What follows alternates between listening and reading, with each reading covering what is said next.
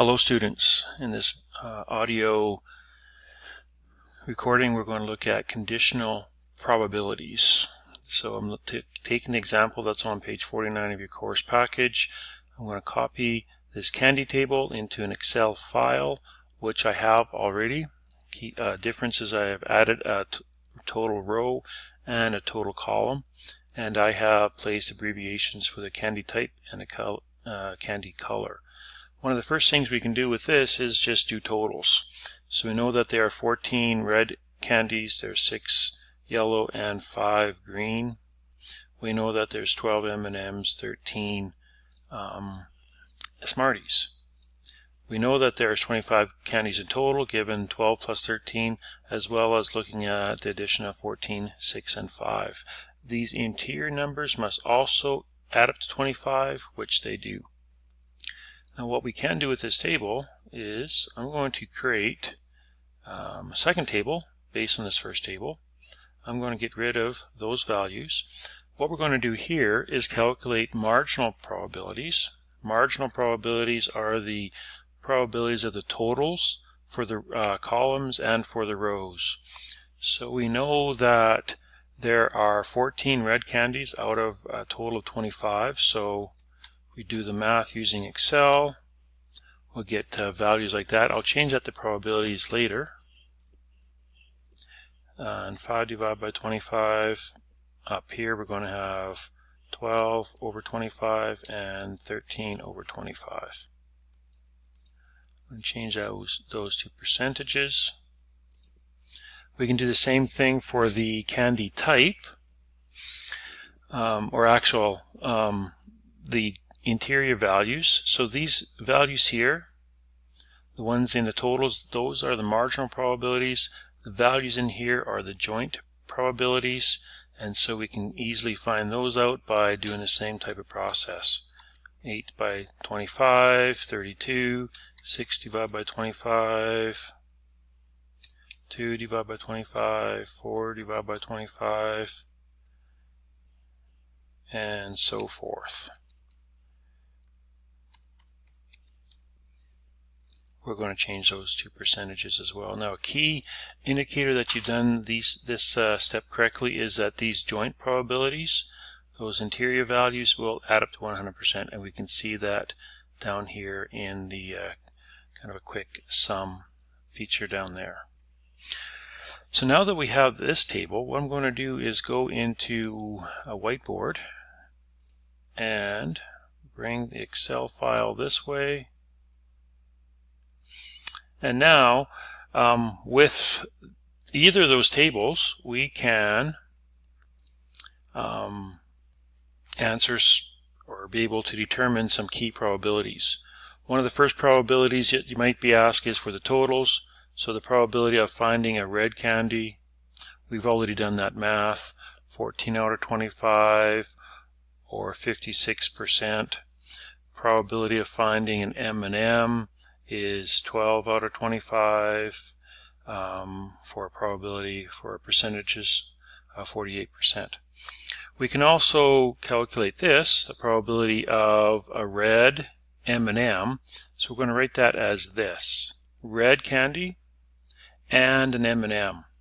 Remember that symbol, keyword for and, also representing the joint probability.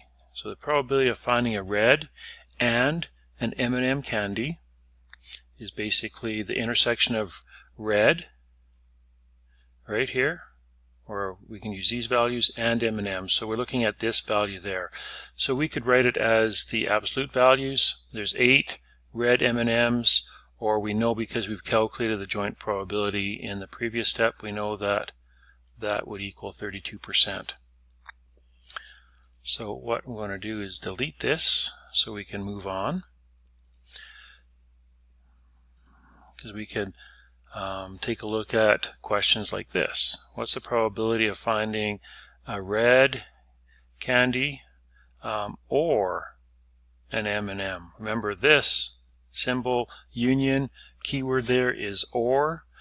That probability is, we know it's addition rule, the probability of red plus the probability of finding an M&M minus what they have in common. I'm going to sneak that through there. So that's the addition rule. Keyword is OR. We're looking to see what's the probability of randomly selecting a candy from this candy bowl and just determining that it's a red candy or an M&M.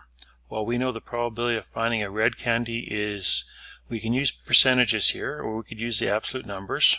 Let's stick with percentages. The probability of a red candy is 56%.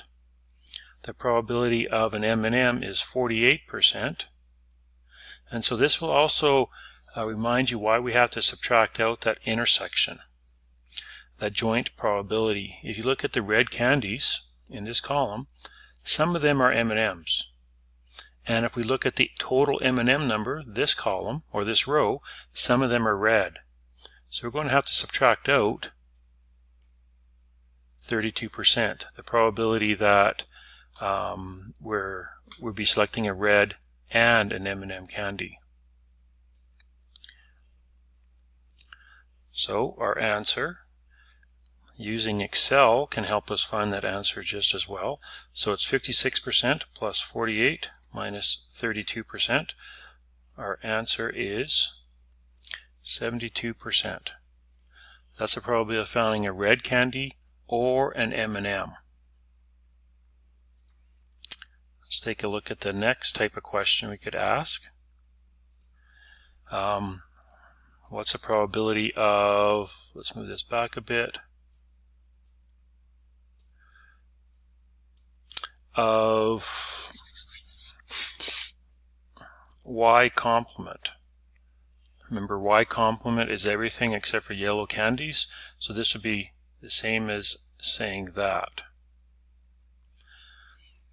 So 1 minus 24%, 100% minus 24%, so that would equal 76%. It'd also be the probability of finding a red candy and a green candy, so 56% plus 24%. Let's take a look at that. With this table as it's presented, we can also get into the conditional probability.